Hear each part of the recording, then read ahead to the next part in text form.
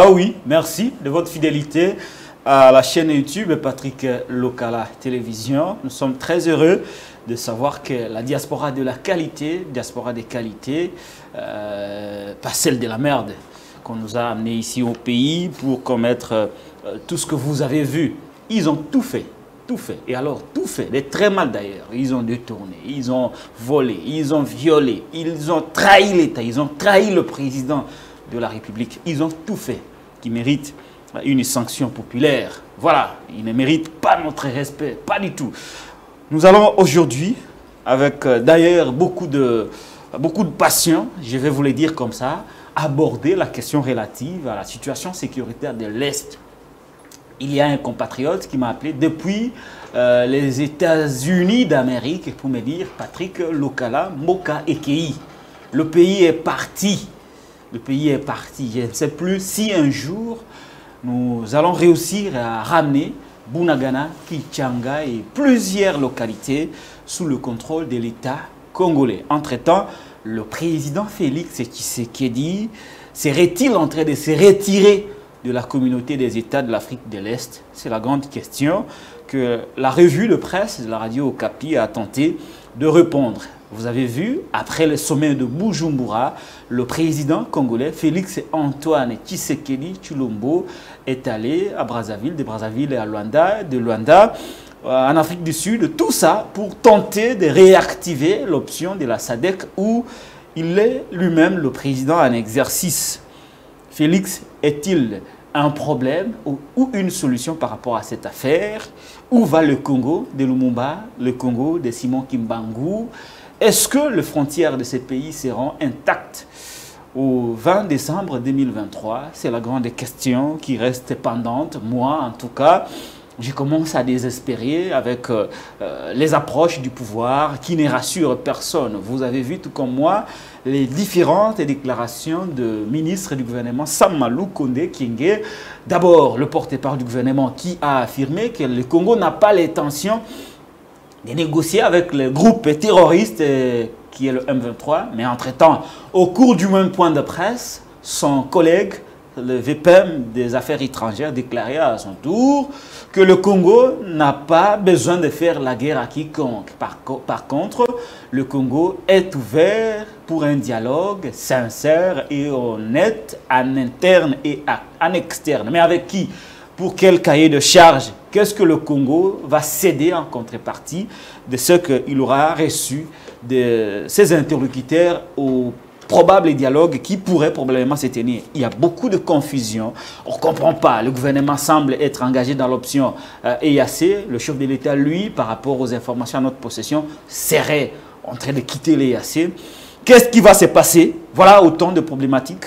Mais dans tout ça, Bunagana, Kichanga et les restes sont toujours contrôlés par le M23. Du côté opposition, silence radio, pas de ville morte, pas de marche, pas de sit-in, pas de protestation. En tout cas, on a comme l'impression que l'opposition observe cette situation. Et d'ailleurs, certains vont jusqu'à dire que l'opposition souhaite que la situation pourrisse davantage pour que le mandat de Félix soit largement négatif dans son volet sécuritaire. Ce n'est qu'une analyse. Nous allons poser la question à notre invité. Démolition dans la ville de Kinshasa, Jantini, Ngobila, Mbaka, gouverneur et Jekoko Mulumba, Wamulumba sont à l'œuvre. Ils ont été à Lingwala, je crois à Barumbu également, non, oui. Ils sont allés à Lemba, Ngaba, où ils ont détruit d'énormes dégâts. Plusieurs familles sont envoyées au chômage. Quelles sont des solutions préconisées par cette mesure de démolition? Y a-t-il des mesures d'accompagnement pour tenter d'alléger un peu la souffrance de la population entre la rigueur de la loi et la pédagogie? Qu'est-ce qui peut animer l'esprit de ceux qui nous gouvernent? Tout ça, c'est à voir dans cette émission avec nous. Situation des détenus politiques. Jimmy Kitenge, Barnabé Milingano, Nono Moulopo. Aujourd'hui, Manix Ienda, à l'ANER, des informations à notre possession confirment que Manix Ienda est à l'ANER depuis bientôt 18 jours de détention sans être présenté devant son juge naturel. Entre-temps, Félix Tshisekedi nous l'avait dit qu'il n'y aura point de cachot clandestin tout au long de son mandat et qu'il n'y aura pas de détenus politiques. Aujourd'hui, va-t-on trouver d'autres concepts, d'autres qualificatifs à donner à Jimmy Kitenge, Kabunda et le reste? Voilà, il y a même des exilés qui sont à l'extérieur du pays. Tout ça, c'est au cours de cette émission. Quel pourrait être le sort de Félix Tshisekedi après le mandat? Cette question, beaucoup de gens ne se la posent pas. Le sort de Félix Tshisekedi pourrait être évalué par rapport à ce qu'il a posé comme acte. Je posais la question, la dernière en tout cas, que Dieu me permette de poser cette question à mon invité. Quel pourrait être le sort de Félix Tshisekedi après sa gouvernance? Voilà, notre invité répondra à cette question. Nous recevrons spécialement pour vous, dans cette chronique, Monsieur Alain Bolodjoa. Alain Bolodjoa est le président du parti politique en gestation. Levons-nous et bâtissons les battes. C'est avec lui que nous allons analyser toutes ces questions d'actualité. Alain Bolodjoa, bonjour. Bonjour à vous, bonjour à tout le monde. En tout cas, merci beaucoup pour l'opportunité. Comment allez-vous? Oui, ça va, ça va. Un peu mou, hein? Non, ça va. Un peu mou quand même. Non, non. Je le constate. Hein. Non, non, ça va, ça va. Les parents se sont-ils toujours trompés? Les ambitions changent, ça va. Les ambitions changent. Oui, oui. Vous avez en face de vous un remplaçant valable à M. Félix Tshisekedi. Remplaçant valable? Oui, oui. Ça va. Vous pouvez battre Félix Tshisekedi aux élections? Non, j'ai dit je le remplace. Non, je ne veux pas lui succéder. Non, mais j'ai dit, est-ce que vous avez des atouts pour le battre? Non, j'ai dit je le remplace. On remplace Félix Tshisekedi, on ne le succède pas. Il y a des mécanismes, non? Non, mais je dis... Pour y arriver. Non, mais c'est ce que j'ai dit. Je suis son remplaçant. Je le remplace. Je ne veux pas lui succéder. Dans tout ça. C'est-à-dire qu'en termes de valeurs, il n'y a pas de débat. La question n'est pas autour de ça. Il y a un mécanisme de remplacement. Non, mais je dis, je suis son remplaçant valable. Oui, alors, dans ces mécanismes-là, qui n'est rien d'autre que les élections, vous êtes sûr, vous, Alain Bolodjoa, de battre Félix dans un mano à mano aux élections? J'ai dit que je suis son remplaçant valable. Si je le considérais comme un grand, j'allais dire que je vais lui succéder. Je vais le remplacer. Vous avez des atouts capables de succéder, non, de remplacer Félix? Pouvez-vous m'aider aussi à comprendre les atouts que lui a, en dehors d'être au pouvoir? Il a un parti politique. Oui, le parti qu'il a hérité de son père. Il a des moyens maintenant. Le moyen en termes d'argent. Oui. Il va acheter les âmes, il va acheter le voix. Quel est ces Congolais conscients? Avec ses moyens, il peut se mouvoir, faire la campagne, alors que vous n'en avez pas. Non, mais attendez. Je crois que tous les Congolais le savent. Le produit le plus avarié ne peut pas être consommé juste parce que vous avez la possibilité de le vendre dans tous les marchés. Il faut avoir un produit de qualité. Les Congolais ont besoin de l'alternance avec alternative. Il ne peut pas prendre le risque de soutenir M. Félix Tshisekedi. Donc, même quand il va battre campagne, il battra campagne contre lui-même et en ma faveur. Je peux battre à plate couture M. Félix Tshisekedi partout. Partout? Partout, même dans sa propre province. Sans moyens? Partout. Ne fût-ce que lorsqu'on me présente seulement candidat, Félix Tshisekedi candidat, personne ne votera pour Félix Tshisekedi. Personne. Personne, même pas lui-même. Il n'arrivera même pas à se voter. Mais ce n'est pas une ambition de mesurer? De mesurer par rapport à quoi? Parce que vous avez créé un mythe autour de M. Félix Tshisekedi. Tout le monde le voit grand. Il a le moyen de se mouvoir. C'est quand même le président. Non, mais peut-être que le président est piètre. C'est possible. Il a la capacité de se mouvoir, il a la capacité de communication, il a la maîtrise de la CENI, il a la maîtrise de la Cour constitutionnelle. Tout ça, c'est bien. Mais s'il y a des élections, de bonnes élections, il ne pourra pas nous battre. Il compte sur la tricherie. Voilà pourquoi il investit dans ça. Parce qu'il sait que de manière loyale, il ne sera pas en mesure de le faire. De manière loyale. Très bien. Donc c'est comme un premier de la classe qui ne compte que sur l'accompagnement du maître.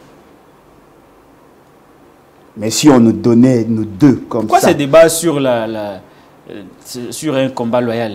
Vous craignez déjà qu'il il vous battra et que non, à ce moment-là, il faut préparer l'opinion à la contestation. Non, il peut battre personne. Même un cadavre battra. Je dis, vous pensez déjà qu'il vous battra. Non, mais c'est pour ça qu'il faut préparer l'opinion à la contestation. Non, mais voilà. non. Nous avons dit qu'il y gagnerait par des voies attendez. irrégulières. M. Félix Tshisekedi ne peut pas compter sur le vote du peuple.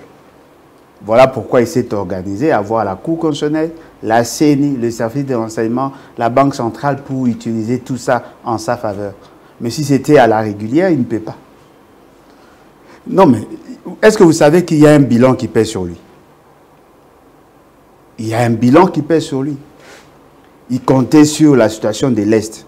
Il a formaté des histoires, justement, pour emballer notre peuple. Mais fort malheureusement pour lui, il n'a plus la maîtrise et aujourd'hui, personne ne peut accepter d'avoir un monsieur comme Félix Tshisekedi à la tête du pays. Ça, ce n'était que l'entrée en la matière avec Alain Bolodjoa. Le bat va toujours bien. Oui, les bats c'est bas. Heureusement pour nous, nous ne sommes pas des héritiers. Nous nous battons avec nos propres efforts. Nous commençons, tout le monde voit. Le jour où ça deviendra le plus grand parti, les gens diront oui, ce n'est pas un monstre, ce n'est pas un héritage. Alain Bolodjoa, vous avez des enfants? Oui, j'en ai 6. Alors, admettons que l'un de vos enfants, à l'âge régulier, adhère dans le BAT. 2 déjà. Déjà. Et qu'un jour, peut-être, vous serez fatigué ou appelé par les seigneurs. Et que cet enfant arrive quand même à avoir des qualités pour diriger le parti, porté par certains membres du parti. À ce moment-là, on va lui reprocher d'être l'héritier dans le Bolodjoa parce qu'il porte le nom Bolodjoa. Bon, la question il a milité comme non, la question elle est pertinente. Du parti. La question elle est pertinente parce qu'elle est centrée essentiellement sur la personne de M. Félix Tshisekedi. Alors, je vais tenter d'y répondre. Ce sont des émissions pédagogiques. Son père, effectivement, son père n'a pas voulu le soutenir à 2 reprises. Ah bon? Oui, parce qu'il considérait que son fils n'était pas suffisamment outillé pour d'abord être le chef de file ou le président de la délégation du RASOP, mais aussi assumer la fonction de secrétaire national en charge des questions extérieures. À 2 reprises. Papa Etienne ne l'avait pas soutenu. Non, il ne l'avait pas soutenu. Ce qui veut dire que je peux avoir mon enfant, mais je dois le préparer. Comment il est arrivé à avoir les postes s'il n'était pas soutenu? Non, mais justement parce que le vieux Moubaki avait insisté. Il lui a dit, monsieur, est-ce que vous connaissez le monsieur que vous nommez? Non, mais c'est votre fils. Oui, c'est mon fils. Est-ce que vous le connaissez? Je ne peux pas refuser que mon enfant, mon fils, devienne président du parti. Parce qu'il a le droit comme tout autre. Mais je dois investir pour sa formation, pour qu'il soit, ou qu'elle soit, un membre de qualité. Ce n'est pas le fait que vous êtes mon enfant, de plein droit vous devenez. Ce n'est pas un royaume. Nous sommes dans un parti qui se veut démocratique. Voyez-vous, il faut investir dans l'éducation de l'enfant.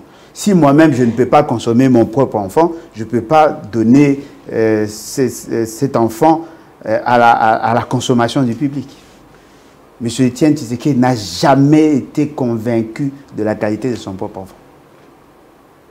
Ça, ce n'est même pas moi qui l'ai dit. Moubaki est encore vivant. Très bien. Bon, on va voir.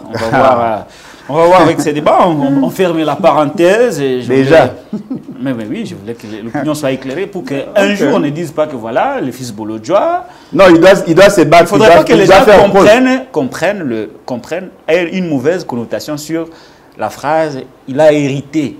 Non, mais il faut que le contenu soit... Non, ouais, mais attendez. Parce que le problème n'est pas d'être héritier, mais le problème est d'avoir les atouts. Voilà. C'est ce que je voulais. Mon enfant ne va pas hériter des partis parce que ce n'est pas une propriété privée.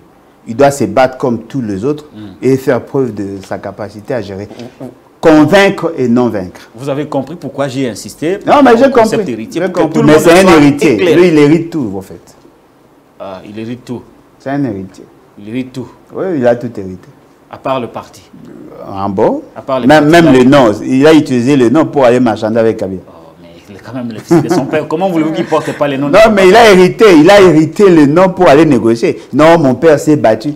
Kabila a sérieux. Kabila tali parti babundi tout ça. C'est-à-dire qu'il ne fait qu'hériter. Il n'a pas compétit.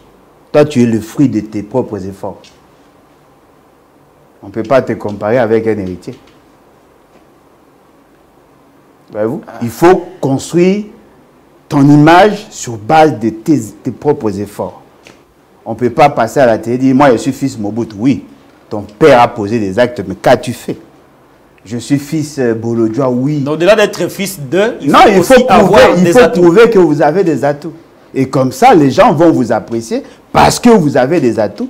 Et là, ce ne sera que des surplus. Mais lui, il a tout hérité. Même le pouvoir, il a hérité. Au nom de son père. Très bien. La parenthèse est fermée. Très rapidement. Alors, Alain Bolodjoa, avant qu'on aborde les deux sujets de l'émission, je voudrais qu'on s'attarde un tout petit peu sur la situation politique des détenus, la situation des détenus politiques, allais-je dire, le cas Jimmy Kitenge, le cas Barnabé Miningano. J'ai même appris qu'on a accordé une mesure de grâce présidentielle aux détenus, à peu près 500, à peu près, si mes chiffres sont vrais. Alors, peut-être que bientôt, Manik Seyindav pourrait peut-être rejoindre Jimmy et le reste. Le problème n'est pas là, parce que l'actualité a évolué. Je voudrais plutôt comprendre Alain Bolodjoa, parce que vous, les politiques congolais, vous me donnez l'impression d'être les mêmes. En tout cas, aujourd'hui, on ne se fait pas de cadeaux. Vous me donnez l'impression d'être les mêmes. Félix, à l'opposition, avait pratiquement ces discours-là, cette rhétorique-là, qui chargeait les régimes, le régime de l'époque, par rapport aux répressions, par rapport aux arrestations arbitraires, le travail que faisait l'ANER, les cachots clandestins. Sur ces, il a fait même de promesses. Si je suis président, on ferme les cachots clandestins de l'ANER, il n'y aura pas de détenus politiques, il n'y aura pas d'exilés politiques. Aujourd'hui au pouvoir, nous avons Jimmy Kitenge en prison, Barnabé, Nonon, aujourd'hui Manik Siyenda, on a des exilés, des François Béa, des Barnabé, Pero Louara, et le reste. Qu'est-ce qui a changé dans la tête de Félix? Dans sa tête. Qui était contre ces pratiques à l'époque exercées par la Kabylie. Félix est au pouvoir, mais applique à la lettre certaines pratiques qu'il dénonçait hier. Entre-temps, qu'est-ce qui a changé dans sa tête? Bon, c'est un néo-kabiliste, au fait. Et il est né de la génération mobutiste. Voyez-vous, c'est une sorte de cocktail où on prend les qualités et défauts de Mobutu, les qualités et défauts de Kabila, on met ensemble, ça crée ce que vous voyez là. Ce qui est vrai, c'est un problème d'éducation. C'est un problème d'approche. Je ne peux pas dire à la population que je suis solution. Le jour où nous accéderons au pouvoir, sans le peuple, il nous sera difficile de faire autrement les choses. C'est-à-dire? C'est-à-dire que le peuple doit accompagner son changement. Le peuple ne doit pas se fonder sur les déclarations politiques. Le peuple doit être exigeant. Quelqu'un qui était hier dans l'opposition arrive au pouvoir et vous lui accordez un chèque en blanc. C'est comme si la personne ne peut pas être corrompue par le pouvoir. Le vrai changement, c'est celui qui vient, qui résulte de la révolution populaire.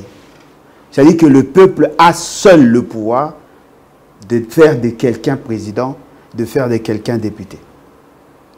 Le peuple fixe les cadres du fonctionnement des institutions et délimite le pouvoir. Lorsque M. Félix Sekedi était devant nos frères kimbangistes, il leur a dit non, voilà, on va décréter la journée de 6 avril, journée chômée payée. Heureusement pour lui, d'après ce qu'il disait, le président de l'Assemblée nationale est là, le président du Sénat est là. J'avais dit à nos frères kimbangistes, vous avez commis une erreur, le fait d'avoir applaudi. Ça, c'est un discours. Ça n'a rien à voir avec la réalité. Parce que si vous confrontez ce qu'il dit et ce qui devait se faire, il n'y a pas photo. Le domaine de journée fériée ne relève pas de la législation, mais des actes réglementaires. Ce sont les ministres. C'est le gouvernement qui décide si une journée doit être fériée ou pas. Ce n'est pas la loi. Ce qui veut dire que si le peuple accompagne les changements, le peuple va mettre en place des garde-fous. Le peuple comprendrait directement que c'était un grand mensonge. Jusqu'à aujourd'hui, ça n'a pas été fait. C'était des discours démagogiques? Non, bien évidemment, parce que la personne elle-même souffrait déjà des insuffisances. La personne n'avait pas la capacité de comprendre qui doit poser quel acte pour que nous ayons une journée fériée. Maintenant, le peuple est déçu par rapport à une grande partie. On va relativiser les choses. Une grande partie du peuple est déçu du comportement des acteurs politiques. Non, pas une grande partie. La quasi-majorité de la population. Vous représentez ici la classe politique. La quasi-majorité. Ici, vous représentez la classe politique. Non, mais je ne peux pas représenter M. Félix Tshisekedi. Je peux représenter une frange de la classe politique. Maintenant, qu'est-ce qui rassure l'opinion que Bolodjoa, demain au pouvoir, ne fera pas du Félix Tshisekedi? Non, le problème n'est pas en termes d'Alain Bolodjoa, en termes de Fayoulou. Nous savons que ce sont les idées, mais ce sont les hommes qui portent les idées. Non, mais attendez, voilà pourquoi j'ai dit il faut que nous ayons une vision partagée. Le peuple ne doit pas croiser les bras en disant, voilà, comme Alain Bolodjoa accède au pouvoir, on croise les bras. Non, voilà pourquoi nous avons une approche pédagogique. Nous voulons faire comprendre à la population la fonctionnalité de l'État. Nous voulons assez que la population comprenne comment les choses doivent se faire. Et comme ça, le peuple a son cahier, il vérifie, il confronte ce qui s'est fait et ce qui devrait se faire. En ce moment-là, on résout le problème. Parce que l'esprit de la revendication qu'a amené l'UDPS a permis à ceux qui étaient dans l'opposition hier d'accéder au pouvoir. Mais ça n'a pas permis à ceux qui étaient dans l'opposition hier de bien gouverner. Parce que justement, on pensait que si tel part, il y aura nécessairement changement. Non. On peut avoir deux dirigeants différents, mais avec la même approche de gouvernance. C'est un problème de système. Voilà pourquoi nous insistons sur la formation de la population. Vous voyez, j'ai vu une vidéo, je crois que c'était aujourd'hui, sur Facebook. Une fillette qui soutenait la marche des retraités. On lui a posé la question. Mais vous êtes encore enfant. Pourquoi marchez-vous? Mais non. C'est aujourd'hui, le problème concerne la génération actuelle. Mais nous marchons justement pour éviter à ce que cela nous arrive aussi. Ça, c'est un problème de qualité. Voyez-vous? Il faut, ceux qui veulent le changement doivent plus investir dans l'imprégnation, la compréhension de la population sur la fonctionnalité de l'État. Au lieu de chercher seulement à avoir le pouvoir. Aujourd'hui, le seul parti politique au pouvoir qui revendique encore, c'est l'UDPS. Parce qu'ils n'avaient que ça comme atout. Ils n'ont fait que ça toute leur vie. Ils n'ont pas pris le soin de former des gens, de leur apprendre comment l'État fonctionne. Ils sont au pouvoir. Vous avez entendu des concepts du genre je suis du gouvernement, mais je me considère comme opposant.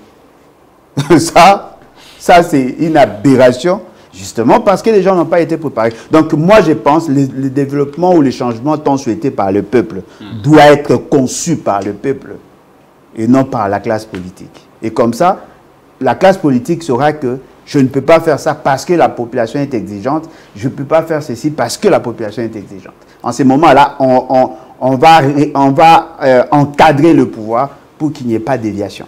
Très bien. Alors, on va préparer une autre émission spécialement sur la situation de détenus politiques, mais aussi sur les conditions de vie, principalement dans la prison centrale de Makala, CPRK, centre de rééducation, quelque chose comme ça.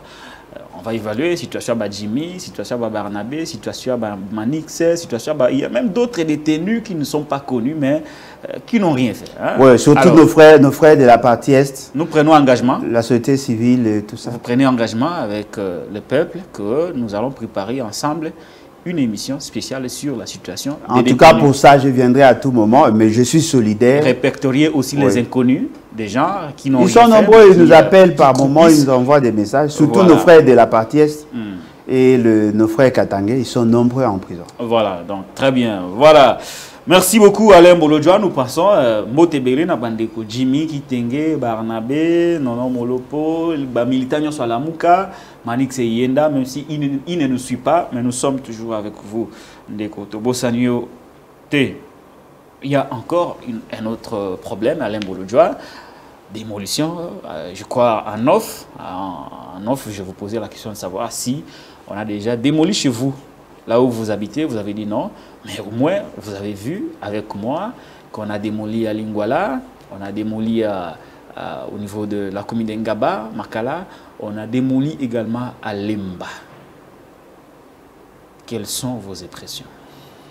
Bon, peut-être je peux surprendre plus d'une personne. Personnellement, je ne suis pas totalement contre. Ce que j'ai aimé, c'est votre manière de présenter les faits. Parce que dès l'entame de l'émission, vous avez dit on pouvait les faire avec une approche pédagogique. C'est-à-dire que ce n'est pas... Je ne soutiens pas... Je ne combats pas l'intention, mais plutôt le procédé. Voyez-vous? Parce que nous ne pouvons pas aussi instituer l'anarchie. Nous avons besoin de l'ordre. Il n'y a pas d'ordre sans discipline. Il n'y a pas de discipline sans sanction. Mais lorsqu'on sanctionne son propre peuple, on doit le faire avec amour. C'est ce qui manque, en fait. C'est-à-dire que le côté de chercher à corriger. La justice, le pouvoir ne veut pas dire faire du mal aux autres parce que vous en avez le pouvoir.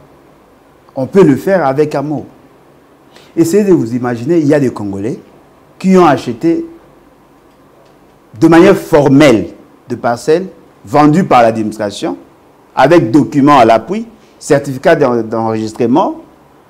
La personne arrive à se construire une maison. Cette personne a des contrats avec des locataires parce que quand vous trouvez la plupart de maisons cassées sont de maisons à usage commercial. Voyez-vous? Ils ont des contrats, ils ont signé des documents avec l'État, ils ont des certificats d'enregistrement. La moindre des choses, il fallait juste prendre assez de temps avec amour d'analyser dossier par dossier. Au cas par cas. Au cas par cas. C'est lui qui est en ordre de documents. C'est-à-dire qu'il a suivi la procédure normale. Il est arrivé au niveau de l'administration foncière. Il a les documents. La vente a été, entre guillemets, régulière, bien qu'en réalité, ce sont des espaces de l'État.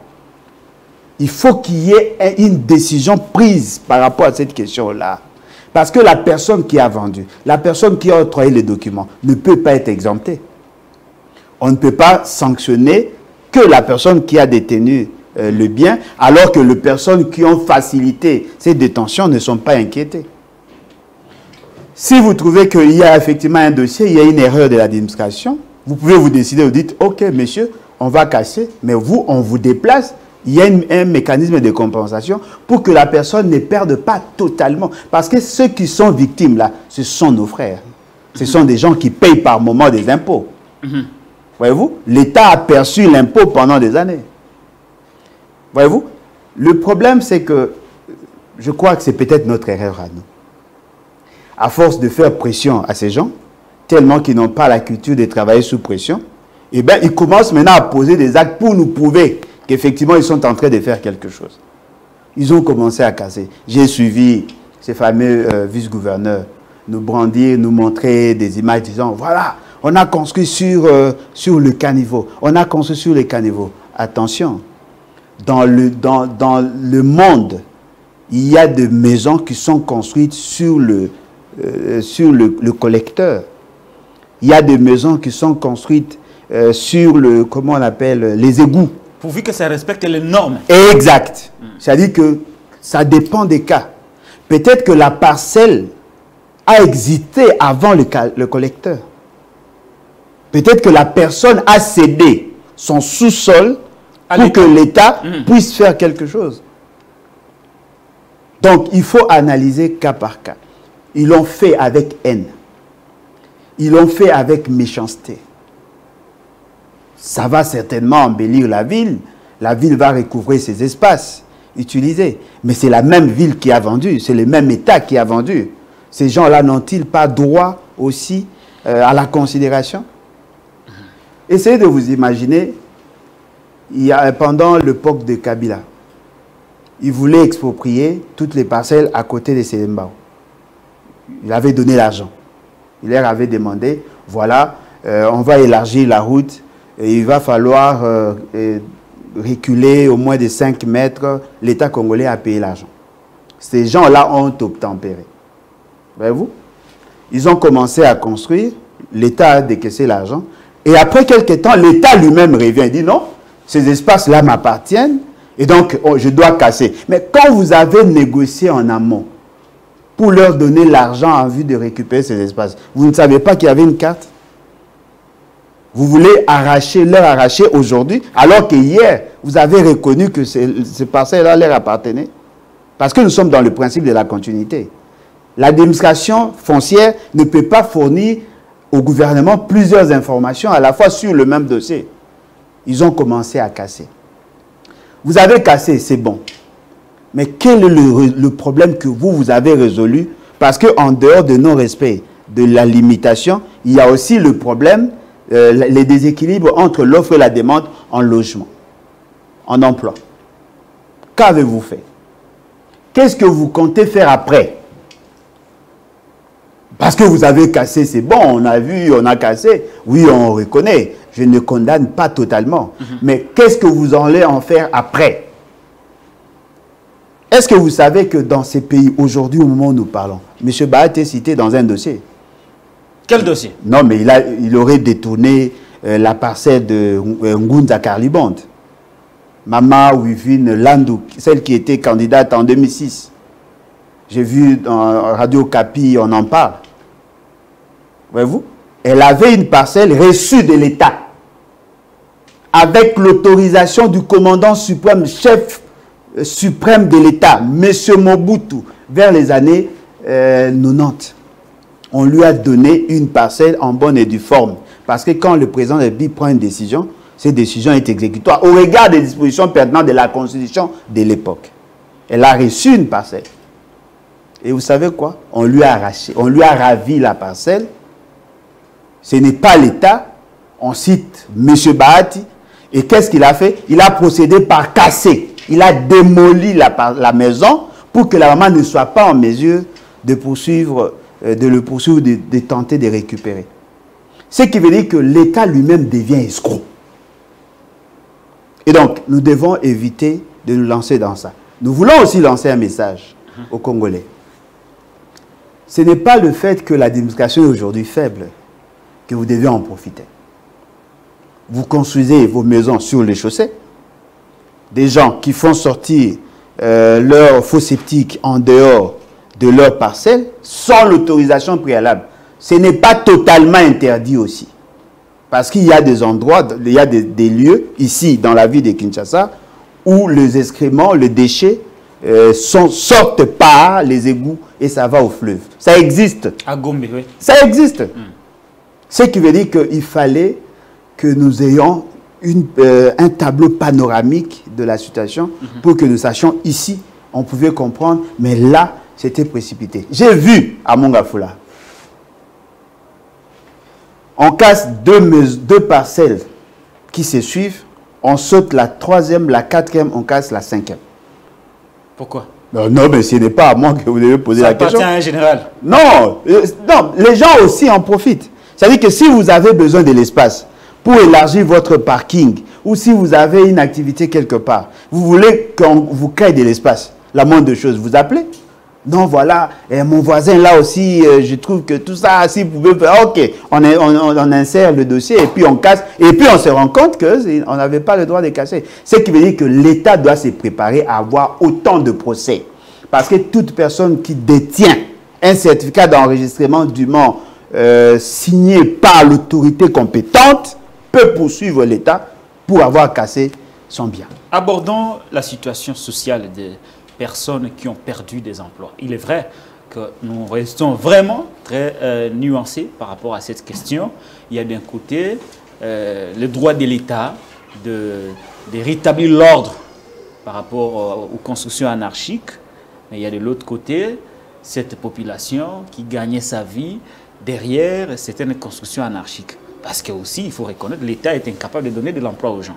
Si vous observez la situation à Limbolodjoa, vous prenez Lingwala, où on a détruit beaucoup de bars, où des Congolais étaient employés, des filles, de jeunes garçons, beaucoup d'employés. Vous partez en Gaba, même chose, à Lembat, ça c'est pire. Beaucoup de Congolais aujourd'hui se retrouvent sans emploi après ces démolitions. Qu'est-ce qui va se passer maintenant par rapport à l'image du régime, après ces démolitions, de ce Congolais qui se retrouve aujourd'hui sans emploi, même si, en réalité, ils exerçaient leur travail là où il ne fallait pas. Bon, moi je crois que, heureusement pour nous, vous avez fait la part de choses entre ce qui est strict, ce qui est normalisé et ce qui doit, c'est-à-dire qu'il faut tenir aussi compte du côté sociologique de la décision. Voyez-vous? Tout ce que nous voyons là comme dérive ne résulte pas, ce n'est pas un fait ponctuel. Cela s'est fait dans le temps. Vous arrivez chez moi à l'UPEN, la quasi-majorité de parcelles étaient, en tout cas toutes les parcelles étaient pratiquement clôturées. Il n'y avait pas de boutique. Dans mon quartier, on n'en connaissait que 3. 3 boutiques, tout l'UPEN, il n'y avait que 3, ou sinon vous allez au niveau du marché. Plus les conditions de vie s'est dégradées, plus les gens commençaient à créer des activités. C'est-à-dire que lorsqu'on est en face d'une telle situation, on doit se comporter en père et non en gendarme. En père? En père, c'est-à-dire que vous arrivez, vous trouvez qu'effectivement il y a des terrasses et consorts. La cité, on la gouverne pour les citoyens, hein? Ce n'est pas pour les animaux. Non, mais effectivement, mais il faut avoir du cœur. Ouais. Il faut avoir du cœur. Quand vous arrivez, vous dites, ok, j'ai le pouvoir de tout casser. Mais on va faire ça progressivement. Ça peut aussi être une approche. Parce que rien ne nous garantit qu'en cassant, la ville sera plus propre qu'avant. Si c'est pour ça, rien ne nous garantit qu'en cassant, on n'aura plus à connaître les inondations. Parce que je prends l'exemple, devant l'hôtel de ville, il y a des inondations, non? Ouais, même hier. Y a-t-il des constructions anarchiques à ce niveau? Voyez-vous? C'est-à-dire qu'on ne doit pas occulter, on ne doit pas chercher à couvrir des insuffisances de gouvernance en posant ces actes. J'ai vu une vidéo où vous trouvez celui que vous appelez gouverneur. Le gouverneur? Oui, celui que vous appelez gouverneur. C'est lui qui est le gouverneur? Non, mais vous l'appelez gouverneur? Nous l'appelons. Ah oui, vous l'appelez gouverneur? Vous? Non, mais attendez. Vous l'appelez gouverneur, oui ou non? Il est gouverneur. Non, mais vous l'appelez gouverneur? Nous l'appelons. Ça, c'est votre Ce n'est pas notre volonté. Non, j'ai dit, celui que vous appelez gouverneur. Vous pouvez ne pas apprécier la personne, mais il est quand même... Non, mais j'ai dit, celui que vous appelez gouverneur. Je n'ai pas péché jusqu'à. Non, on ne parle pas du péché, mais au moins reconnaître que c'est lui le gouverneur. Non, mais c'est lui que vous appelez gouverneur. C'est lui que vous appelez gouverneur. Oui. C'est lui que vous appelez gouverneur. C'est lui que vous... Non, mais laissez-moi parler. C'est lui que vous appelez gouverneur a dit, non, on a cassé, mais je peux vous trouver un autre endroit. Ah là, il a dit ça à Tchétché. Voyez-vous? C'est-à-dire qu'il a cassé, lui-même est ressortissant ou habitant de Lemba, où il habitait Lemba une certaine époque. Un ancien maître de Lemba, un maître de karaté, non? Oui, de karaté. Il est deuxième dan. Oui, seulement. Un maître de karaté, il considère que non, voilà. Il a préjudicié, d'après ce que j'ai compris, il a préjudicié ses frères de sa commune. Il va chercher à résoudre leurs problèmes à eux. Cela veut dire quoi? Cela veut dire que dans cette nature de l'homme, il y a un côté affectueux qui agit. Alors, s'il habitait aussi Sélemba, il pouvait avoir le même réflexe. C'est-à-dire que l'État ne doit pas se considérer comme un gendarme. Il y a aussi le côté... pédagogique, le côté humanisme. Voilà, ça peut jouer parce que le côté providentiel, ça peut jouer. C'est-à-dire qu'on peut se considérer, on dit, ok, on va casser tous ces bâtiments, mais on va vous délocaliser, on vous met quelque part. Ça pouvait être fait parce que ce sont des investissements. Cher ami, il y a des gens qui se sont sacrifiés toute la vie. Ils ont été abusés par l'administration. Ce n'est pas que... Non, ils ont été abusés par l'administration. Parce que je ne pense pas que toutes ces maisons-là n'avaient pas de permis de construire. Il y a une maman qui m'a dit que chaque mois, elle paie des impôts. Non, mais bien, je connais. Je sais comment ces gens-là... Il y a des cas. Non, cher ami. L'État lui-même a autorisé. L'État perçoit des impôts. Mais il vient d'un bon je suis propriétaire. Je suis bailleur. Si vous êtes sur la grande route, il vous est difficile d'échapper à la DGRK. Difficile, parce que DGRK sait que tel est locataire, tel est propriétaire. Vous êtes sous la grande route. Vous avez construit un bâtiment de 2 niveaux, 3 niveaux en étage. Certainement que vous avez reçu le permis de construire. C'est là la responsabilité de l'État. Si ils n'ont pas acheté de manière légale les terrains, ce qui veut dire qu'ils n'avaient pas droit au permis de construire. L'État leur a accordé l'autorisation de construire. C'est l'État. Vous venez, vous dites non, je ne reconnais pas, c'est à l'époque de Kabila que ça a été fait, vous démolissez. Oui, c'est bon. Si cette logique-là doit continuer, je deviens président de la République, je pars à l'Imité. Je trouve Maman Marthe dans sa parcelle, dans la parcelle de l'État, de la société LAC. Je viens, je dis, ok Maman Marthe, vous sortez de la maison parce que cette parcelle appartenait à la société LAC. Oh, cher ami. La parcelle là de Maman Marthe appartenait à la société, à la compagnie LAC. Appartenait. Appartient, je dirais, à la compagnie LAC. Eux prétendent l'avoir racheté. La maman du président vit dans une parcelle qui appartient à la société LAC. Comme aussi, je peux aller sur le boulevard, je trouve la parcelle où habitait à un certain moment. On a perdu son poste à cause de Maman Marthe. Non, mais moi, je ne parle pas de Maman Marthe. Je l'ai cité. Moi, je n'ai pas de poste à perdre, cher ami. Je l'ai cité à titre d'exemple. Je peux aussi venir sur le boulevard. Je trouve la maison de ENDA, l'École nationale d'administration et de droit. J'arrive là, je trouve la famille Tshisekedi prétendre être propriétaire. Je dis non, l'acte qui vous a permis d'avoir cette maison n'était pas authentique. J'annule. Je récupère la maison de ENDA. Ce qui veut dire que tout ce qui a été fait dans le passé, on sera astreint à annuler. Or, si on avait des gens intelligents, moi je l'ai dit ici, on peut exproprier les parcelles. On peut construire de nouvelles cités. C'est-à-dire qu'on crée une nouvelle cité vers Maluku, une nouvelle cité vers Kassangoulou, on crée de nouvelles cités, on démolit, on rachète toutes ces parcelles-là, on les démolit, on crée une nouvelle ville. Mais nous devons tenir compte aussi de la sensibilité de la question. Ce n'est pas parce que vous avez le droit de casser que vous cassez. Tenez. C'est lui qui vous sert de vice-gouverneur. C'est lui qui est le gouverneur. Oui, c'est lui qui vous sert de Jeko Komulumba. Mais laissez-moi, s'il vous plaît. Il y a Jeko. Il y a Jeko, hein? Jeko, c'est un lézard. Il y a Jeko. Les intimes. Oui, moi, il n'est pas mon intime, en fait. C'est lui qui vous sert de vice-gouverneur. Avait construit, comment on l'appelle, son garage sur la chaussée, sur la voie, sur l'espace public.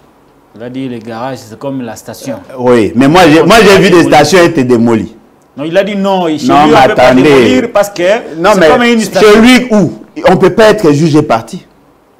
Moi j'ai vu des stations être démolies à Bandal. Allez voir, avant d'arriver à Mola. Lui, le vice-gouverneur, il dit non. Non, pas... cher ami, moi avec ça, ça ne passe pas chez moi. Il est vice-gouverneur, il n'est pas exempté des sanctions. Il n'est pas exempté de... C'est eux qui ont pris l'initiative, non? C'est-à-dire qu'ils doivent appliquer à la lettre ce qui a été décidé. Ils ne doivent pas faire des exceptions. Si lui se permet de garder son garage, parce qu'il considère que ça a le même statut que les stations, moi j'ai vu une station être démolie. Je prends à témoin les habitants de Banda et de Ngiringé, sous l'avenue 24 novembre. Alors dites-moi, pourquoi lui continue à garder son garage? Vous venez ici à la Gombe, sur Kouf. Il y a des terrasses qui prennent pratiquement l'espace. Pourquoi là on n'a pas démoli? Ce n'est pas encore programmé. Ah, ce n'est pas encore programmé. C'est-à-dire que vous allez vous rendre compte qu'ils ciblent des endroits où les gens n'ont pas la capacité de réagir. Mais là où il y a des gens qui ont la capacité de manifester, là on garde. Ce qui veut dire qu'on cible le moins faible, le moins fort, pour qu'eux arrivent à s'imposer. Et après, il faut maintenant enlever tous les déchets pour que les espaces là soient propres et remplacés même par des fleurs. Est-ce que cette décision de démolition va se retourner contre son auteur, qui est en réalité Félix Tshisekedi? Non, le problème c'est que C'est que moi je comprends. Hein, je ne dis pas que c'est une parole d'évangile. Félix Tshisekedi a trouvé une occasion de s'évanger contre les Kinois. Comment ça? Pardon? Comment ça? Non, mais il veut que les Kinois soient sanctionnés de cette manière. S'il avait le pouvoir de casser toutes les maisons, il pouvait le faire. Pourquoi doit-il sanctionner les Kinois? Non, mais justement parce que les Kinois ne le soutiennent pas. Justement parce qu'il n'a pas été élu par les Kinois. Peut-être qu'il veut sanctionner les Kinois de ces faits-là. Je ne suis pas totalement contre l'initiative, mais je suis contre la pratique. C'est que moi je comprends, toutes les victimes qui sont en règle avec l'État. Quand on dit règle avec l'État, c'est-à-dire que vous avez un document de l'administration vous reconnaissant le droit de propriété, peuvent se constituer en partie civile et puis traduire l'État congolais en justice. Parce que je ne peux pas comprendre, vous avez donné à quelqu'un le certificat d'enregistrement. Et vous savez, pour avoir le certificat d'enregistrement, quelle est la procédure? Demande des terres, contrat de bail, contrat perpétuel, mise en valeur, autorisation, permis de construire, mise en valeur, contrat perpétuel, et puis certificat d'enregistrement. 4 étapes. Très bien. L'État ne peut pas être innocent. Parce que c'est l'État qui a émis tous les documents qui détient. Celui qui n'a pas de documents, ça c'est autre chose. Merci beaucoup Alain Bolodjoa. Voilà. Et les gens ne se plaignent que parce qu'on a cassé Tchétché. C'est-à-dire que tout le monde veut profiter, protéger là où ils disent. Ah non. Il y a des maisons, il y a des hôpitaux qui ont été cassés. Vous ne voyez que les biscuits. Merci beaucoup Alain Bolodjoa.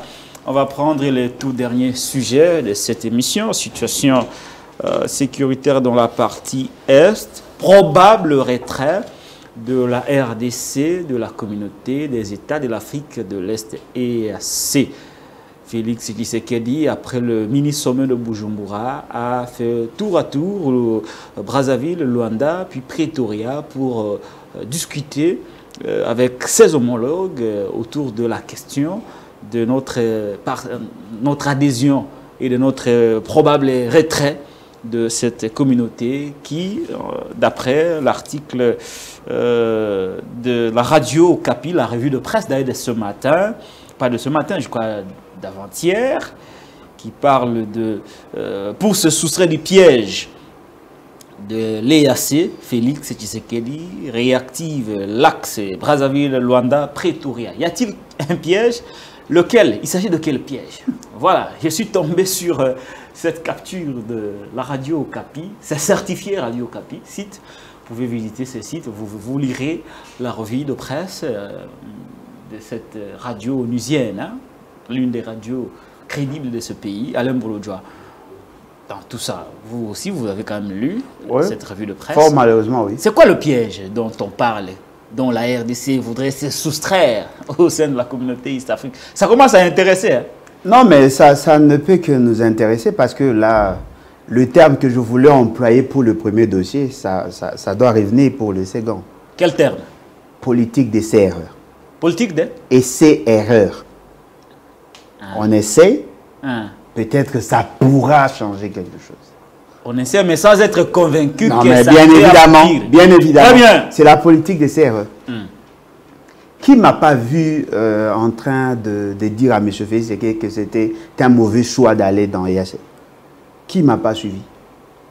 Je vous ai suivi également quand on commençait la Talibanie vous attaquait, vous disant que non, vous pensez tout connaître, on vous a appelé gnosologue, M. Félix Tshisekedi dans sa diplomatie, excessivement agissante, non, excessivement agissante, lui qui était expert maison de l'UDPS, il sait comment négocier, tout ça. Ça ne peut pas être un piège, parce que c'était fait volontairement. On dit qu'il voudrait se soustraire du piège de l'EAC. Non, mais le piège, qui est allé, qui est venu vers l'autre? C'est lui qui est allé vers l'EAC. C'est lui. Lorsque nous en parlions, on nous a traités des haineux, des tribalistes, des jaloux.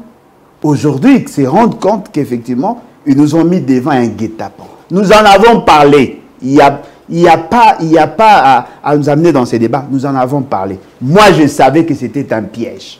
Je le savais et je suis convaincu que c'était effectivement un piège tendu à la République par notre propre frère, M. Félix Tshisekedi.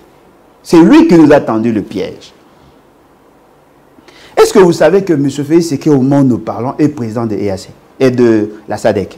Exact. Qui a dit que le fait d'avoir été ou le fait d'être membre de l'EAC, que la SADC n'avait plus le droit d'agir chez nous? Parce que nous sommes membres, nous avons droit à la solidarité et à la protection mutuelle. M. Félix Tshisekedi, ne voulant pas être trop proche de la SADC parce qu'il considérait que c'était l'apanage ou l'espace d'influence de Kabila, il s'est permis, lui, d'aller vers Kagame. C'est-à-dire qu'il a refusé d'aller vers la SADC parce qu'il considérait que la SADC serait influencée par Kabila. Et il a préféré aller vers le Rwanda qui est reconnu officiellement comme ennemi numéro 1 de la République. Est-ce que vous pouvez comprendre ce qu'il a tenté de faire là? N'est-ce pas que je vous ai démontré que la EAC était un réseau de la vision Imatuch? N'est-ce pas que je vous ai démontré qu'il y avait effectivement un mécanisme de financement soutenu par les deux banques que lui a permis de racheter deux banques Equity ici chez nous et Tembe. Ça, j'en ai pas dit. N'est-ce pas? C'est là longtemps. Ouais. N'est-ce pas que je vous ai dit que ces militaires ne viendront pas ici pour se battre? C'était justement pour faciliter à ce que qu'ils puissent comment appliquer la vision qu'ils avaient développée pendant des années. Aujourd'hui, c'est que après le retrait, le probable retrait du M23, ce n'est pas l'armée congolaise qui va contrôler les zones qui hier étaient occupées par les M23. C'est écrit. Ce seraient les armées du Soudan, du Kenya, du Burundi. Cher ami, c'est écrit. On parle nullement de FARDC. Non, mais effectivement, c'est écrit. Quand M. Félix Tshisekedi signé... Il a même signé. Non, mais il a signé, cher ami. La version anglaise... Avait-il oublié que nous avons une armée qui a le devoir d'assurer je vous dis, la défense? C'est vraiment un malheur d'avoir un monsieur comme Félix Tshisekedi à la tête du pays. Je l'ai dit. Aujourd'hui, M. Félix Tshisekedi s'est rendu compte qu'il ne pouvait pas compter sur EAC. Mais quels sont ces Congolais conscients qui pouvaient demander à M. Félix Tshisekedi d'aller vers EAC? En dehors de ceux qui sont des demandeurs d'emploi et ceux qui veulent avoir des choses à mettre dans leur tube. Qui pouvait prendre le risque de demander à M. Félix Tshisekedi d'aller dans l'EAC? Tenez. M. Félix Tshisekedi doit comprendre. Parce qu'apparemment, il y a un problème. Même si vous quittez EAC aujourd'hui, là, l'accord va être appliqué. Oh. Ah, voilà. Oh, Alain Bolodjo. Voilà. Il faut arrêter non, ça. mais quitter l'organisation ne veut pas dire que vous suspendez l'accord. Ah. Et vous savez, l'accord... Ces accords n'ont jamais été ratifiés par notre Parlement. Si. Oh, cher ami. Tous ces accords... Si, avec votre fameux Parlement, nous avons ratifié le traité de EAC. Ah. On peut quitter EAC, mais l'accord va continuer. Comment? Justement parce que les accords qui ont été signés dans ces cadres ont été amenés dans une autre organisation, l'Union africaine. L'Union africaine a validé. C'est scellé. Scellé par l'Union africaine. Et ça a été fait à Luanda. Quels sont ces accords? Non, mais l'accord signé autorisant à ces pays de venir chez nous, de faire leurs blagues pendant une période non déterminée. Ce qui a posé problème, c'est la publication du plan opérationnel des chefs MG de ces armées-là. Y compris celui du Rwanda. Non, mais effectivement, mais je vous dis que ça a été fait maladroitement. La signature, l'adhésion, tout ce qui se faisait de manière maladroite. Voilà pourquoi vous comprenez aujourd'hui le dossier de Mbala, le général Mbala. C'est ce que lui avait refusé. On l'a mis de côté et on a pris l'actuel chef d'état-major général. Le général Mbala s'était opposé. Il s'était opposé à ce qui s'est fait aujourd'hui. C'est pourquoi il a été écarté. Il a été écarté parce que les gens considéraient que lui, s'y opposait. Comment voulez-vous? Vous invitez le chef MG des pays pour réfléchir sur le plan opérationnel. On suppose que la République démocratique du Congo était présente. Dès qu'ils finissent leur travail, avant de le rendre public, ça doit être débattu au niveau du président. Avant que ça arrive là, il faut que le ministre de la Défense, le ministre des Affaires étrangères puissent tamiser, voir si effectivement c'est une proposition potable afin de présenter au président. Monsieur Félix Tshisekedi vient d'être au mini-sommet, là où on devait en débattre. Comment le gouvernement peut-il être surpris de voir sur les réseaux sociaux le plan opérationnel, la répartition des tâches sur le plan opérationnel de EAC sans que le gouvernement n'en soit informé? Le Toudou l'a dit, non, après, nous nous sommes rendus compte qu'on s'est écarté de la logique. Voilà comment la haute hiérarchie m'a chargé de recadrer. Recadrer quoi? Recadrer les vous savez, si nous étions en dehors de la télé, j'allais dire l'idiotie la plus idiote. C'est ce que nous vivons aujourd'hui. Est-ce normal? Donc ils n'ont pas eu accès. Non, mais attendez. Mais ils font partie de EAC. Comment il a signé? Ils font partie de EAC. Ils font partie de EAC. Aucun organe de EAC ne peut travailler sans la présence de l'État congolais. Toutes les cellules techniques, il y a la représentation du Congo. Les décisions qui doivent être rendues publiques doivent être débattues au niveau des présidents. Ça veut dire que quand les autres réfléchissaient, M. Félix Tshisekedi était dans autre chose. Non, mais il était au sommet quand même. Non, mais il était au sommet. Le sommet de Bujumbura. Non, mais au sommet. Il était au sommet. Mais la décision a été prise. Vous savez, quand on vous a brandi la vidéo de ces généraux, là où M. Félix Tshisekedi se permettait de gronder, vous savez, le général a été venu défendre ces rapports-là. Le même là. C'est lui qui était chargé de défendre ces rapports-là. La présence de Félix Tshisekedi. Félix Tshisekedi était là. C'était en anglais peut-être. Oui, mais il y avait un traducteur. Il y avait un interprète. N'oubliez pas qu'ils étaient à 4, chers amis. Mais comment il a pu accepter ces conclusions sans l'armée? Donc, non, mais la conclusion n'a pas été faite ces jours-là. Je vous dis que partout où on a décidé sur le plan opérationnel, on est supposé avoir nos représentants à nous. Parce que je ne vois pas comment un document peut circuler dans les réseaux sociaux, un document authentique peut circuler dans les réseaux sociaux sur nous sans que notre gouvernement n'en soit informé. Mais après, il y a eu quand même la réunion des chefs MG et MG des pays membres de l'EAC. Avant le mini-sommet. Après, il n'y en a pas eu. Non, il y aurait une résolution qui prévoyait une probable rencontre des chefs MG. Oui, ils vont le faire après. C'est-à-dire que c'est fait de manière séquentielle. Qu'est-ce qui s'est fait? Les présidents se sont rencontrés avant que nous ne soyons membres de EAC. Les présidents se sont rencontrés. Ils ont confié la mission au chef MG d'aller faire des études de faisabilité sur ce que nous voyons. Ils ont fait rapport acquis de droit et les présidents se sont résolus de commencer maintenant à mener les opérations telles qu'ils ont prévues là.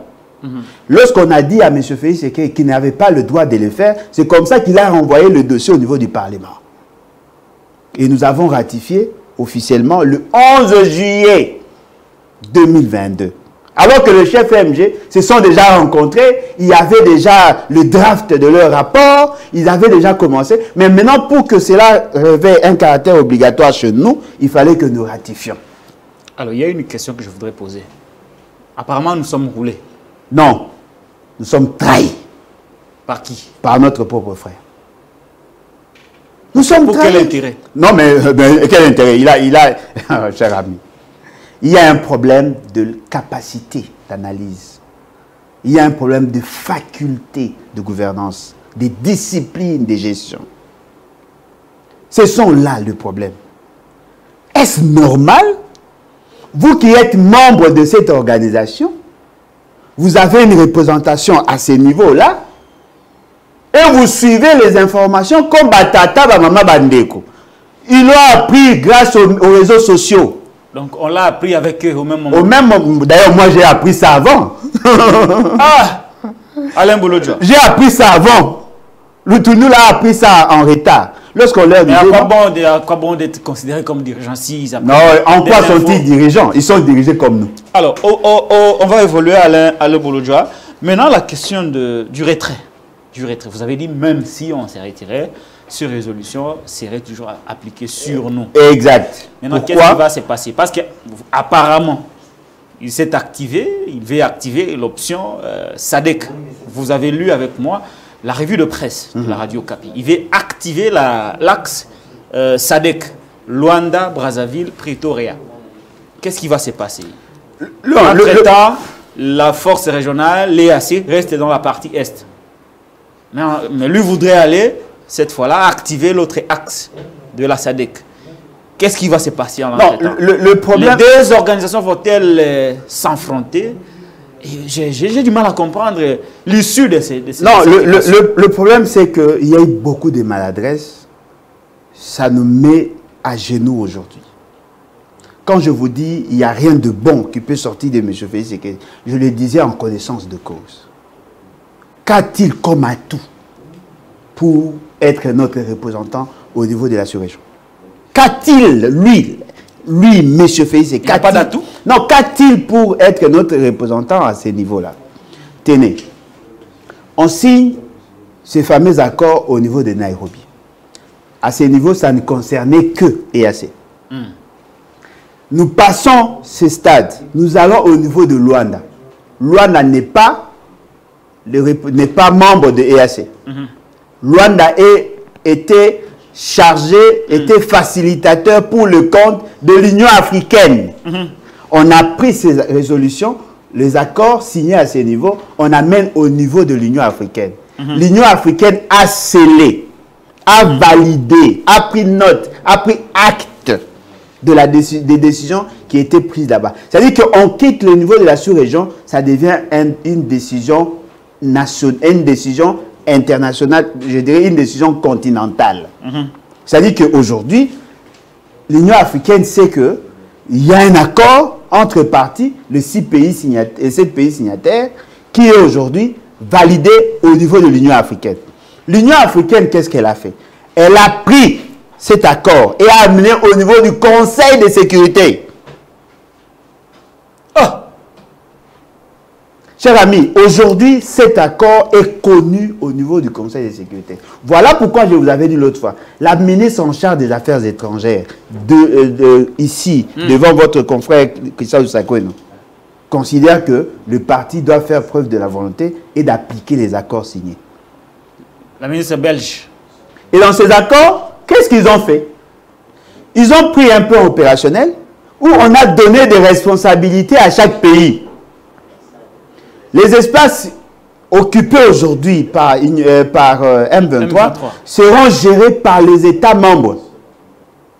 Bunagana, on donne à l'Ouganda, et les autres, on donne au Burundi et au Soudan du Sud. On donne une autre partie au Soudan du Sud et Kenya. Et puis on donne au Burundi des espaces congolais pour gérer jusqu'à ce qu'on va finir la réinsertion du M23. On ne connaît pas la date. Il n'y a pas de chronogramme. Cela veut dire quoi? Bunagana, qui est proche de l'Ouganda, sera géré par l'Ouganda. Ça sera temporairement comme un territoire ougandais. Effectivement, ce sont eux qui vont gérer pendant tout ce temps. Et nous, on a signé ça. Voilà pourquoi j'ai dit... Donc il ne va pas quitter de toutes les façons. Non, il peut quitter. On ne va pas quitter aujourd'hui. Est-ce que vous savez... Est-ce que Félix va quitter l'EAC? Non, mais est-ce qu'il a la capacité de quitter l'EAC?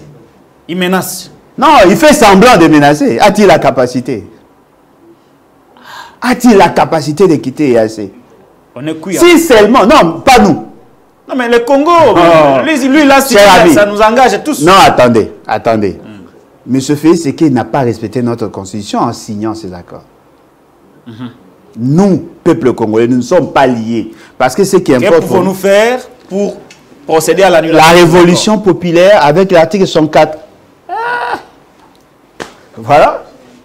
Moi, je vous dis, il n'y a pas d'autre solution. Parce que le fait seulement que le peuple souverain n'est pas directement lié à ces accords, s'il n'y a pas de révolution, il n'y aura pas d'amélioration. Est-ce que vous savez que ces États-là, d'ailleurs, prenons d'abord l'Ouganda. L'Ouganda, vous avez fait appel à l'Ouganda officiellement ici dans ces pays pour venir vous soutenir contre les ADF. On avait prorogé pour 2 mois la dernière fois. Je vous rappelle, ça fait 4 mois depuis qu'on avait prorogé la dernière fois.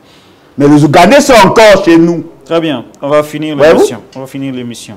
Il y a cette histoire de Martin Bakole.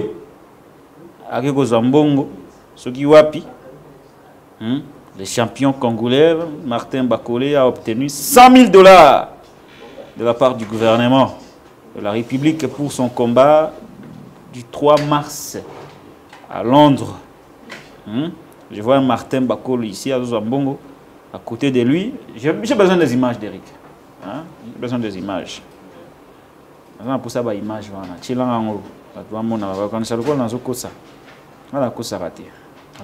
Vérité, mais vérité de soi. Ce qui suit, bah comme ça on fait que news, mais tu as la vérité. Très bien. Bah image d'Eric. Bah image. Moi on a des quoi 100 000 $100 000 américains. Ah d'Eric, on met là bah image. Et pourtant yo mtoti ndelingango. Eric. Bah tu vas au cancer on dirait na kokosa. Non, na kokosa te. Si on dégonanga, Israël est mutombo a commis agent percepteur, surveillant.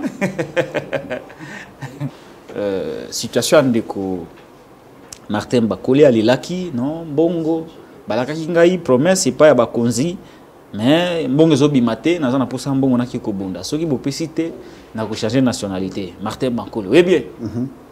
Je l'ai soutenu d'ailleurs. Bongo bimisi sur les réseaux sociaux. Bongo bimisi 100 000. Oui. 100 000. 100 000. Voilà. 100 000 $ américains. Imagine, aux Oumé, dollars américains. Alors, de Israël, de Israël, est mutombo. De Konanga, Azalaka, laboratin, comme journaliste. Mais tout le monde a marqué Bakole était Derek. Donc, quand on dirait, Nazoko ça. Tu imagines, tout le monde a Martin Bakole. Voilà, Martin Bakole wana de Israël mutombo azuimbongo azuelembongo azopesayi. Damo azanani. Vous avez la vice-ministre de la finance. Na bien pensé même 100 millions wana. Voilà. Ah, ça va bien ça comptable. Bah 800 000 bah PC. Donc voilà, tiens on panzi tout na lembolodja. De Gualila qui quand même, hein? Oui, oui. Non, soutien. Bon, et bimi. De Israël a joué les mbongo apprécié. Bon, moi, Nalanda qui histoire dans les réseaux sociaux. Rappelez-nous, na soutenu qui hein? Oui, j'ai soutenu et j'étais même prêt à envoyer. Bon, on a un peu ça. Heureusement, on a appelé ça une numéro. Nos athlètes doivent être soutenus par le gouvernement. Voyez-vous, doivent être soutenus. Mais ils doivent être soutenus, doivent être accompagnés parce qu'en tant qu'athlète, Azana va entrer dans les consorts, au-delà de son organisation, l'État doit l'accompagner. Quoi de plus normal? Quand il a lancé son appel, j'ai vu dans les réseaux sociaux qu'il serait reçu par le secrétaire général de l'UDPS. Secrétaire général de l'UDPS. Il a été reçu. Oui, voilà. Ça c'est une bonne confirmation. Ayambi, Basololi et Sili, l'ordre a été donné pour que Bapé ça ait 100 000 $. Ceux qui ont au moins 100 000 $. C'est-à-dire que l'État congolais a suffisamment de moyens. Pourquoi avoir attendu à ce que Mouta les gagne dans les réseaux sociaux pour que Bino Bomona, le quoi, Monique et Biso de soutenir, habiter tout récupéré, végétarien, secrétaire général, il ne peut pas jouer pas, il va payer ordre, c'est 100 000. Donc l'État congolais a l'argent. 16 millions de 16 milliards de dollars. Ah, Kobo Sanate, 100 000 bimi pour naé. Bateau Bakende ko bunda na Luanda, na cadre à Djidichu. Basalaki compétition, baye na 5 médailles. 4 en or. Moko en bois, ça va combien? 500 $. Hier, nous avons 100 000. Au Longoana, ils ont un club belé, la fédération est belé. Au bazar, au Luka Pembong. Tant que ça va bloquer, boye barayango. Papa, tant que bana va comme nanda kuna, au yeli moi na moko bombo, yeba go crézoa. Faut boye bara. Moi je suis parent. J'ai une expérience belé au les belé. Na bisaka madame sombela kabana nyonso biloko. Soko sombi bombo, sombela ba nyonso. Pour ça la gâté que obi misazua. Soko ye na moko. Te na pesi oyale ki pona zwa ika wana balek ba yaba o comprendre. Mais so zo pesa 100 000 100 000 ba no lo ba siko. Bah PC pour ani. Quand pas ça qui vidéo. Biso be photo ba ça ba vidéo. Bah ça vidéo ba moni ba juite. Ba ko motu na siko. Ah muta tribune. Tout ça. Aye ba ina nani. Ah pas ça muta IDPS. Tout ça. Pour qui a même na Israël mutombo. Ba o parce que Israël mutombo ba nani. Azaka sa. Na o ba ngana koti kuna te. Na ketika kazina loba te. Ba otazo Israël mutombo. Israël mutombo côté ni. Mutombo azaka sa yen. Martin Bakole pe Azaka Sayen. Ministre des Finances. Ministre des Finances Azaka Sayen. Président. CG a parti yo ya Yambaki Azaka Sayen. Président. Président abando tini la message Azaka Sayen. Maman na otuni ndete. Il pas Azaka Sayen. Chaîne à dépense na banque centrale. Donc banda mokonzi moko apesa ki mitindu. Ce sont des questions. Ce sont des questions que nous devons traiter on doit traiter avec tact. Était-il nécessaire d'impliquer des gens qui ne sont pas dans la chaîne Bakota? Était-il nécessaire de prendre ça et de mettre sur les réseaux sociaux? Vous savez pourquoi ils ont mis Bolobaki qui fait ce qu'il a qui pas été. Botala siko a kipe. Mutatondolo. Mutatondolo mutamai. Botala muto a siko ba kipe. Non. Botala mamte pour nous reprouver biso. Moi j'aurais souhaité que dossier en aille les canaux réseaux sociaux. On devait résoudre ça déjà dans le niveau de la fédération. Yoka, on donne l'argent. Où est le secrétaire général à sport? Wapi, il y a un représentant, il y a un boxeur. Vous payez la personne qui va faire le suivi. Oh, pardon. Basique. Simple. Au lieu de donner directement l'argent à l'athlète, pourquoi n'avoir pas associé le secrétaire général et à sport et consort? Comme ça, il y a non, mais il y a des journalistes. Non, mais justement parce qu'il y a à comprendre que l'État a failli, a souligné mais tant que la personne qui va signer le document, il va signer pour le compte de quelle fédération? Parce que l'État ne reconnaît pas l'athlète, l'État reconnaît la fédération. La fédération a payé l'athlète. Vous payez jusqu'à athlète 100 000. Maintenant, si vous avez ok, il y a une marque, il y a une si vous avez le ministre des Sports a détourné. Pour vous payer. Et puis, vous lui donnez la bia 100 000 donc il y a bia 100 $. Il y a le journaliste, non? Asibibik. Alors, ça y est. Oui. Il n'a pas de responsabilité dans l'État. Non, la personne qui a donné le PC capacité à vous signer. Bon, peut-être que nous avons un compte à fondation. À témoin. Oui, c'est témoin. Bah, ça la décharge. Il y a des témoins. C'est est-ce que vous imaginez? Non. Alors, on n'a pas de chance. Tika, oh les gars, oh les gars, qui a signé? Israël Mutombo. Israël Mutombo n'a pas qualité. Mais il y a muta signé. Des rigoles, tiens, photo té. Israël Mutombo. Ah, Simbi Big a signé té. Bon, Big a aussi un anglais. Bon, tambola. Bon, journaliste comme il Simba Big n'a papier. Eh, ça n'est pas comme ça, ni ba. Là, wa positionner là. Il a signé té. Oui, mais c'est franchement, c'est vraiment gouvernance avec notre gouvernance. Tasango, abaki robe. Ah, ko profiter pour beta ndeko na ngachukite. Mongo. Tata sango abaki robe. Ayo tika bate bakole. Yoka ben. Ils ont maltraité, ils ont mal géré le dossier. Maltraitant m'a bema. Aza confrère na ngai. Israël Mutombo. Merci beaucoup. De l'équipe. Et monsieur Stylé. Quel soit Souka. Quel pourrait être le sort Yandego Félix Tshisekedi après le pouvoir? Non, il sera sécurisé. Hein? Là, je vous garantis. Il sera comment? Sécurisé. Sécurisé. On va les sécuriser. En prison. Ah. Il sera sécurisé en prison? Ma bézade. Oh. En prison comment? Oh, mais quand il y a autre trahison, on vous arrête? C'est à l'occasion de exercer Nde soki autre trajet ça le nde bakangi et perdre sa fonction. Non, attention. Il y a un Sabino. Les gens qui soutiennent l'idée à Rokenaba élection veulent exempter M. Vézéré des sanctions. Pendant qu'il est en fonction, il est plus facile d'arrêter un président en fonction qu'un ancien président. Avantage, M. Pézaboy, eux-mêmes ont commis une erreur. Ils ont dit que la Cour constitutionnelle était compétente de juger un ancien Premier ministre.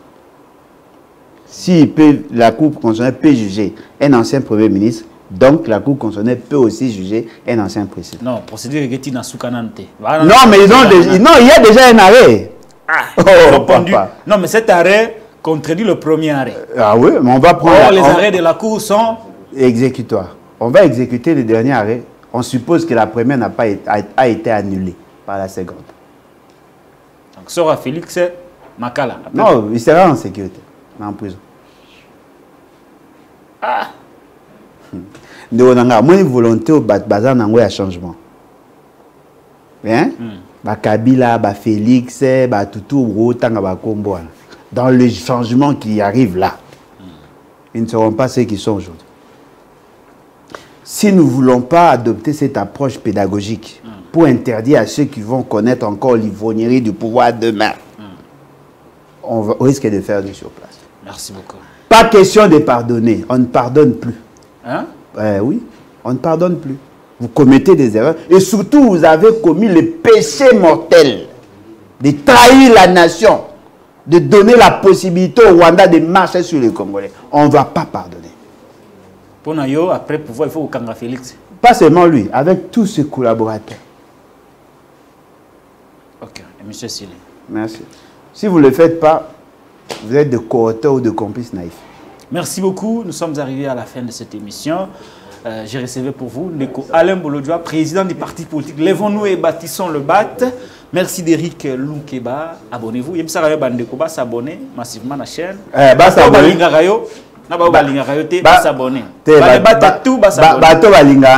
Déjà abonné. Je condamne l'arrestation à Manik Chiyenda, je suis solidaire. Congolais tout manifester, tout soutenir la libération parce qu'apparemment il n'y a pas de dossier. On a pour ça va sanctionner, c'est-à-dire comme il passe à sanctionner la contrepartie. Je condamne et en même temps je demande à la population de soutenir tous les jeunes chaîne Oezali pro changement. Merci beaucoup. Abonnez-vous massivement. Bon les gars, ta chaîne a bataillé des pèses. Merci beaucoup Alain Bolodjoa, merci d'Éric. Et nous allons nous revoir à l'émission Moussoussou. On a invité Moussoussou à Robert Tabilo Moussoussou bien pour que le pays avance. Il faut libérer l'esprit, libérer l'expression pour que Mboga ait la libérer. Oh, tonga Mboga te na ke soki na lobby ba ko karangai. Soki na lobby Mboko yo soki ba Lumumba, ba Kasavubu, ba Simon Kimbangu, ba tu nyonso ba père à indépendance nyonso ba ndimaka te ba kufa. Il savait que ba ko kufa. Ba ndimaka yango po biso to za lelo. Ale en lati veste na inga na lati to akoloba boy. Mboka ezali. Mais soki biso na complicité oyo, le régime chile gelou azana ba agresseur na biso. To bangi koloba. Mboka oyo ekozala tende Lumumba tikaka yango. Bana biso ba osika biso mboka na biso ba panza onde ba panzaka Soudan. Mboka na biso batata biso bateka yango pour éviter humiliation wana, pour éviter honte historique wana, libérer l'esprit, libérer la voix, dénoncer l'ennemi externe na interne. Émission de l'Ouest ici.